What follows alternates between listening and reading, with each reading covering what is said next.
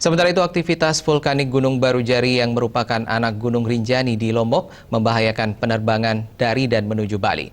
Karena itu, Bandara Ngurah Rai ditutup sejak kemarin pukul 19.30 WITA. Diperkirakan penutupan bandara akan berlangsung hingga Kamis besok pukul 8.45 pagi. Bandara Internasional Ngurah Rai akibat aktivitas anak Gunung Rinjani ini ditutup sejak 3 November mulai pukul 19.30. Aktivitas penerbangan maupun keberangkatan diperkirakan akan dihentikan hingga 5 November besok sampai pukul 8.45 pagi WITA. Namun hal tersebut belum bisa dipastikan otoritas bandara karena pihaknya masih memantau perkembangan situasi. Co-General Manager Bandara Ngurah Rai, Igusti Ngurah Ardita menyampaikan, akibat penutupan bandara yang berlangsung sejak kemarin dari tanggal 3 sampai 5 November, telah tercatat terjadinya penundaan, RTB, dan deferred di masing-masing maskapai domestik maupun internasional.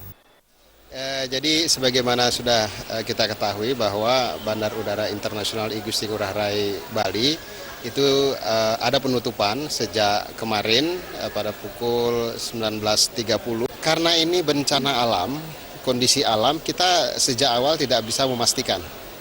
Jadi yang kami lakukan, langkah-langkah yang kita lakukan dari komunitas bandara adalah kita mengkolek semua data dan informasi terkait perkembangan letusan atau erupsi gunung.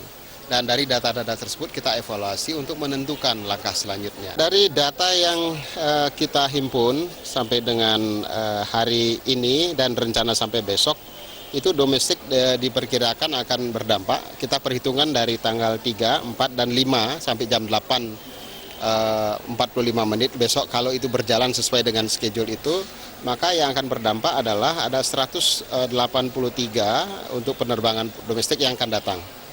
Kemudian juga untuk keberangkatan ada 189 penerbangan untuk domestik.